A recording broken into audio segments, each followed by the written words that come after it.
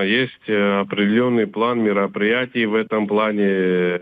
Первое – это правовое организационное оформление, чтобы это было государственным учреждением, прежде всего, да, там вот этот кризисный центр. Ну, естественно, и финансирование, вот как сейчас с фонда идет, да, это как бы временная, да, история в плане финансирования. Но потом уже будет, скорее всего, вкладываться в бюджет Но на 26-й год. проект бюджета Или уже как-то. существует, Да, уже обсуждается. существует, да, Есть ли да.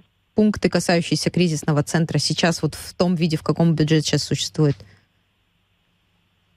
Ну, будем рассматривать, скорее всего, так. Посмотрим, как будет идти. Там сейчас же еще вопрос у нас по месту положения, да, Мгм. размещение. Вот нужно помещение, как бы, да, нам тоже подобрать. Вот с этим вопрос тоже стоит сейчас у нас остро, даже так бы сказал. Мы будем этот вопрос прежде всего решать, а потом уже по финансированию тоже определимся уже, как будет. Но в любом случае финансирование прекращаться не будет, как бы государство взяло на себя эту ответственность, и будем продолжать финансирование.